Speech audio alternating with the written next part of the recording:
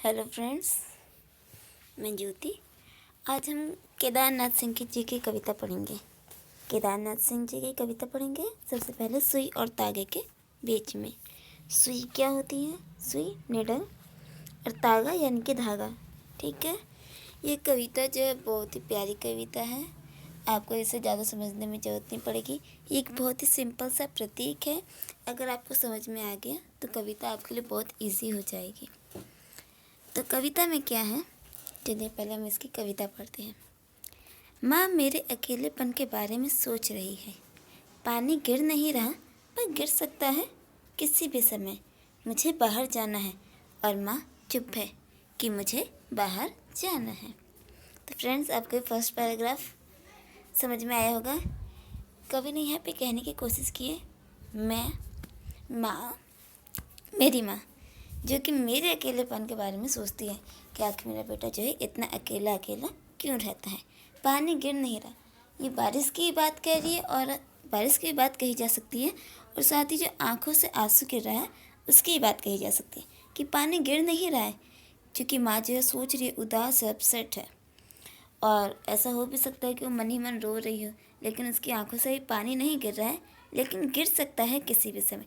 और वहीं पे कभी मौसम की बात कर सकता है कि माँ मेरे बारे में सोच रही है, लेकिन वही बाहर जो है मौसम ठीक नहीं है और वहाँ पे बाहर भी पानी कभी भी गिर सकता है। फिर कभी कहता है कि लेकिन मुझे जो है बाहर जाना है। माँ को कुछ कह नहीं सकते, क्योंकि माँ तो माँ है। वो इमोशनल ब्लैकमेल भी करेगी, प्यार से समझाएगी, बैठाएगी भी। तो वही कह रही कि मुझे बाहर जाना है और माँ जो है चुप है। अगर माँ कुछ बोलेगी नहीं तो भला मैं माँ को छोड़ के जाऊँगा कैसे? जब तक कोई कुछ बोलेगा नहीं, उसकी सहमति होगी नहीं, भला कोई इंसान उसकी इच्छा के विरुद्ध कोई कार्य नहीं कर सकता। तो वही कह रहे हैं कि माँ जो है चुप है कि मुझे बाहर जाना चाहिए, कि माँ को ही पता है कि अगर बाहर चला जाएगा तो इतनी जल्दी वापस नहीं आएगा। फिर आगे अगले पैराग्राफ में कवि क्या कहते हैं, ये तय है कि मैं बाहर जाऊंगा तो माँ को भूल जाऊंगा, जैसे मैं भूल जाऊंगा उसकी कटोरी, उसका गिलास, वह सफ़ेद साड़ी जिसमें काली किनारी है। मैं एकदम भूल जाऊंगा जिसे इस समूची दुनिया में माँ और सिर्फ मेरी माँ पहनती है। अब इसका अर्थ देखिए। अब कवि ने यहाँ पे अपने माँ का रूप चित्रण करने की कोशिश की है और माँ से संबंधित अपनी यादों को बताया है। कवि कह रहे हैं कि यह तय है कि मैं बाहर जाऊँगा तो माँ को पक्का भूल जाऊँगा, क्योंकि काम कुछ भी होगा तो इंसान उनमें उलझा ही रह जाएगा। जैसे मैं भूल जाऊँगा उसकी कटोरी जिसमें खाना देती या कुछ कार्य करती तो कटोरी का प्रयोग करती होगी। उसका गिलास में पानी देती, गिलास से रिलेटेड उसकी जो और उसकी माँ के मध्य में जो यादें होंगी उनके बारे में। वह सफ़ेद साड़ी जिसमें काली किनारी है, जो केवल और केवल उसकी ही माँ पहनती है। कवि ने यहाँ पे कहने का प्रयास किया है सफ़ेद साड़ी अर्थात जरूर उसके पिता का देहांत हो गया है। ठीक है, जिसमें काली किनारी है, जो उसे अपनी माँ के ऊपर ही देखने को मिलती है। मैं एकदम भूल जाऊँगा, फिर वो ये निश्चय भी करे शायद से मैं पक्का जो है मैं ये भूल ही जाऊँगा, जिसे इस पूरी समूची दुनिया में माँ और सिर्फ मेरी माँ पहनती है। ओके फ्रेंड्स, ये पैराग्राफ भी समझ में आएगा।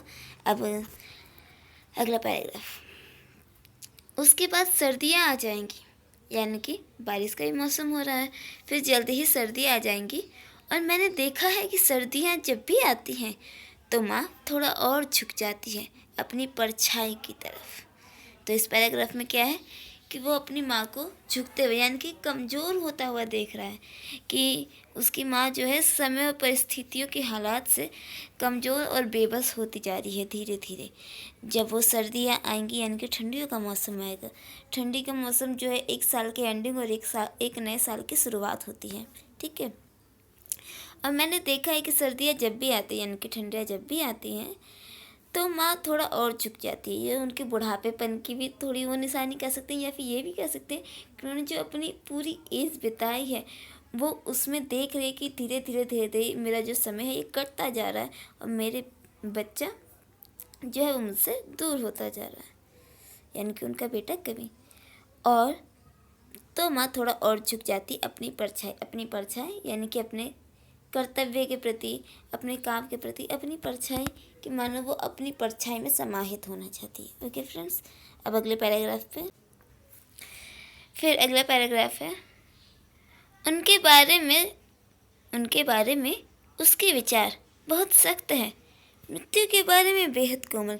पंछियों के बारे में वह कभी कुछ नहीं कहती। हालांकि नींद में वह खुद एक पंछी की तरह लगती है। आपको ये वाला पैराग्राफ समझ में आया फ्रेंड्स?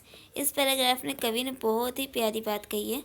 कवि कहते हैं कि उनके विचार जो कि वो अपनी माँ के लिए कह रहा है कि उसकी माँ के जो विचार है वो बहुत सख्त है, लेकिन जब मृत्यु की बात होती है तो उसके जो विचार है बेहद कोमल है। जो पंछी है, यहाँ पे उन्होंने पंछी से भी तुलना की है, पंछी बर्ड्स की। जैसे मृत्यु आती है तो चाहती है कि मृत्यु जो है मुझे अपने आप में समाहित कर ले, लेकिन वह वहीं एक तरफ पंछियों को भी देखती है कि पंछी जो एक स्थान छोड़कर दूसरे स्थान की तरफ जाते हैं तो वो कभी भी अपना एक जगह ठिकाना नहीं बनाते हैं। वैसे ही ये जीवन प्राणी है जो एक स्थान से दूसरे स्थान पर जाता है। तो यहाँ पे वही कवि अपनी माँ की उस विचारधारा को ही बताने की कोशिश करे कि मेरी माँ जो है ऐसा ऐसा सोचती है। मृत्यु के बारे में उसके कोवल में, यानी कि उनके बारे में, वो अपने बारे में कहता है कि मेरी माँ के मेरे बारे में जो विचार है वो बहुत ही ज़्यादा सख्त है, वो मेरे पर बहुत ज़्यादा अनुशासन चाहती है। लेकिन मृत्यु के बारे में जब उसके विचार मैं महसूस करता हूँ तो बहुत ही कोमल। पंछियों के बारे में भी उनके जो विचार है बहुत कोमल है। वह कभी कुछ नहीं कहती, यानी कि वह कभी कुछ कहती नहीं है कि मृत्यु हो, पंछी हो, या फिर अपने आसपास की जो प्रकृति की चीज़ों को देखती है उसमें समाहित होती है, वो उन सब के बारे में कभी कुछ नहीं कहती। लेकिन हालांकि नींद में वह खुद एक पंछी की तरह लगती है। नींद में वह खुद एक पंछी की तरह लगती है, इसका मतलब ये है कि वह खुद नींद में अपने आप को पंछी समझने लग जाती है कि वह इस जीवन को छोड़कर, यानी कि पृथ्वी पर जो जीवन है इसे छोड़कर ये दूसरे जीवन में चली जाएगी और पंछी की भांति इधर उधर फिरती रहती है। Sorry friends. फिर अगला पैराग्राफ है, जब वे बहुत ज़्यादा थक जाती है तो उठा लेती है सुई और तागा। मैंने देखा है कि जब सब सो जाते हैं तो सुई चलाने वाले उसके हाथ देर रात तक समय को धीरे धीरे सिलते हैं, जैसे वह मेरा फटा हुआ कुर्ता। ये वाला फ्रेंड्स पैराग्राफ जो है ये आ सकता है कि आपको पेपर में भी आ जाए। कवि यहाँ पे कहते हैं जब वह बहुत ज़्यादा थक जाती है, यानी कि कवि की माँ जब बहुत ज़्यादा थक जाती है, बहुत ज़्यादा उदास हो जाती है कि, तो वह कह रहे हैं कि तब मेरी जो माँ है वो उठा लेती है सुई और धागा, यानी कि सुई और धागा उठा लेती है और उसमें कुछ सिलने की कोशिश करती है। मैंने देखा है जब सब सो जाते हैं, यानी कि घर में जब सभी लोग सो जाते हैं तो सुई चलाने वाले उसके हाथ, यानी कि अपनी माँ के बारे में कह रहे हैं, सुई चलाने वाले उसके हाथ देर रात तक समय यानी कि टाइम पीरियड को धीरे धीरे सिलते हैं, जैसे वह मेरा फटा हुआ कुर्ता हो। तो कवि यहाँ पे ये समय को क्यों कह रहे हैं कि समय जो है कहीं फटे कुर्ते के जैसा है, इसलिए कह रहे हैं क्योंकि समय उसकी माँ यानी कि कवि की माँ का जो समय है बहुत ही आगे का है और कवि का जो समय है वो बहुत पीछे का। उनके बीच में बहुत लंबा एक डिस्टेंस है और उसकी जो माँ है वो ये चाहती है कि उसका बेटा जो है इस जीवन की सारी परिस्थितियों को समझे, इस जीवन के ऊपर नीचे की ढलान को समझे। वे अपने सारे जो उसने भी तजुर्बे लिए हैं, जितना भी समय बिताया है इस जीवन में, वो सब अपने बेटे को वो सिखा देना चाहती है, समझा देना चाहती है। तो वही कह रहे हैं कि वह समय को एक बराबर कर देना चाहती है। वह चाहती है कि अपने बेटे को सब कुछ सिखा दे। अपने बेटे से वो ज़्यादा उसका लगाव है, इसलिए वो अपने बेटे को लेकर ज़्यादा सख्त भी रहती है। तो वही कवि ने कहा है कि जैसे कि मेरा फटा हुआ कुर्ता है। तो यहाँ पे सेकंड मीनिंग भी निकलती है कि मान लो कि उसकी माँ जो है सुई तागा लेके बैठी हुई है और अपने बेटे का कुर्ता सिल रही, और कवि वहाँ पे ऐसी कल्पना कर रहा है कि हो ना हो जो मेरी माँ है वो एक समय को सिलने की कोशिश कर रही है, अपना समय और मेरा समय सिलने की कोशिश कर रही है, जो धीरे फट चुका था, लेकिन अब वो उसे सिलने की कोशिश में लगी हुई है। फिर आगे कवि कहते हैं पिछले 60 वर्षों से, बरस यानी कि 60 सालों से एक सुई और तागे, पिछले 60 यानी कि 60 ईयर्स एक सुई और तागे के बीच दबी हुई है माँ, यानी कि 60 यानी कि जब उनका जन्म हुआ होगा कवि की माँ का, तो वही कह रहे हैं कि पिछले 60 वर्षों से, वर्ष यानी कि साल, सुई और तागा, क्योंकि क्या होता है कि जो लेडीज़ होती है उससे सुई और तागा ही सबसे पहले पकड़ाया जाता है, चूल्हा चौका ही सिखाया जाता है।